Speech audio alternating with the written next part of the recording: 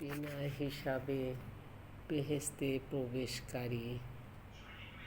আসমা বিনতে ইয়াজিদ রাদিয়াল্লাহু তাআলা হতে বর্ণিত আছেন, তিনি বলেন, রাসূল সাল্লাল্লাহু আলাইহি ওয়াসাল্লাম ইরশাদ করেছেন, কিয়ামতের দিন সকল মানুষকে এক মাঠেই জড়ো করা হবে।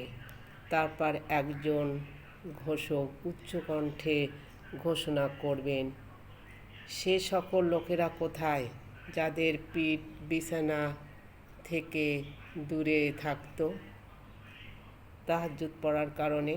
এ কথা শুনে মজলিস থেকে উক্ত গুণাবলীর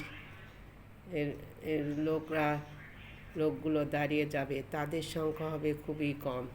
তারা বিনা হিসাবে বেহেশতে যাবে। তারপর অন্যান্য লোকদের হিসাবের আদেশ হবে। বাইহাকি। হযরত আবু উমামা রাদিয়াল্লাহু তাআলা হতে বর্ণিত, তিনি বলেন, রাসূল সাল্লাল্লাহু আলাইহি ওয়াসাল্লাম ইরশাদ করেছেন, আমার পালনকর্তা আমার সাথে ওয়াদা করেছেন যে তোমার উম্মত থেকে ৭০,০০০ লোক বিনা হিসাবে জান্নাতে প্রবেশ করবে। প্রতি হাজারের সাথে আরও ৭০,০০০ থাকবে যারা এই ফজিলাতের অধিকারী হবে এবং আল্লাহ পাকের মুষ্টির পরিমাণ ৩ মুষ্টি লোকও বিনা হিসাবে জান্নাতে প্রবেশ করবে।